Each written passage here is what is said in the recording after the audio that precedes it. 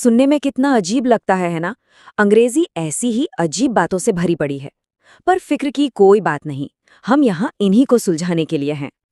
जी हाँ, खासकर एसएससी परीक्षा में ये मुहावरे बहुत काम आते हैं।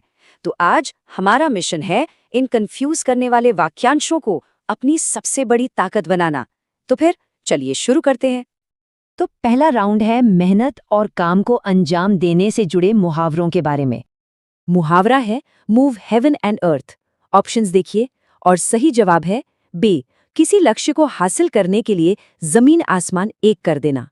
इसे ऐसे याद रखिए, सोचिए कि किसी काम को पूरा करने के लिए आप सच में आसमान और जमीन को हिला रहे हैं, मतलब कुछ भी कर गुजरने को तैयार हैं।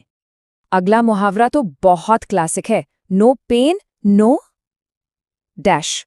और यहां खाली जगह में आएगा गेन। बिल्कुल सही जवाब है सी। ये एक सीधी सी बात याद दिलाता है कि भाई कामयाबी के लिए मेहनत और त्याग तो करना ही पड़ता है।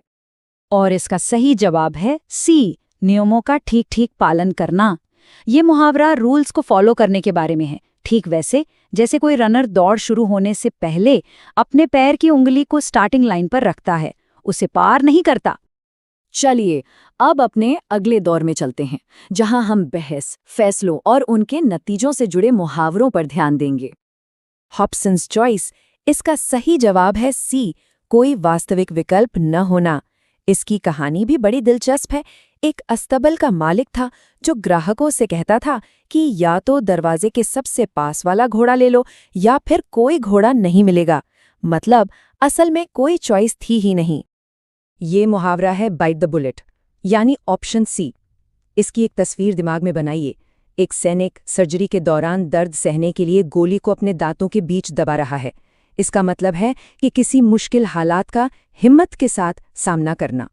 बरी द हैचेट का मतलब है शांति कायम करना, यानी विकल्प ए।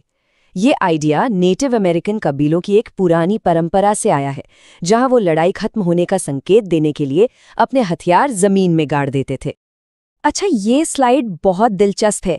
ये गलती मानने से जुड़े दो मुहावरों के बीच का छोटा लेकिन बहुत जरूरी फर्क दिखाती है।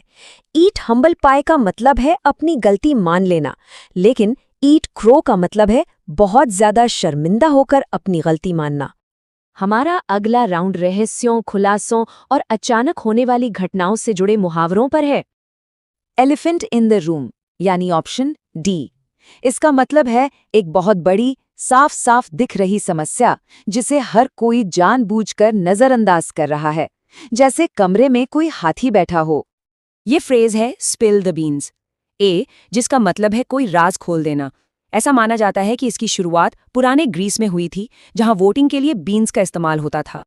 Straight from the horses mouth का मतलब है कि जानकारी सीधे और भरोसेमंद सोर्स से मिली है। ये बिल्कुल वैसा ही है जैसे किसी घोड़े की सही उम्र जाननी हो तो सीधे उसके दांत दिखे जाते हैं। तो चलिए अब कुछ सबसे मुश्किल मुहावरों के साथ एक फाइनल तेज तर्रार लाइटनिंग राउंड के लिए तैयार हो जाइए। द स्वॉर्ड ऑफ डैमोक्लिस, इसका सही जवाब है बी, यानी एक ऐसा खतरा जो हर वक्त सिर पर मंडराता रहता है।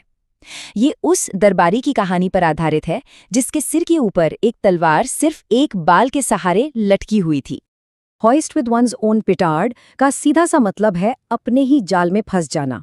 पिटार्ड एक पुराने जमाने का बम हुआ करता था जो कई बार बनाने वाले के हाथ में ही फट जाता था। चलिए अब इस सेशन को वहीं खत्म करते हैं जहां से शुरू किया था। जंप द शार्क, सी का मतलब है वो पल जब कोई बढ़िया चल रही चीज जैसे कोई टीवी शो अपने पीक पर पहुंचने के बाद अचानक से खराब होने लगता है।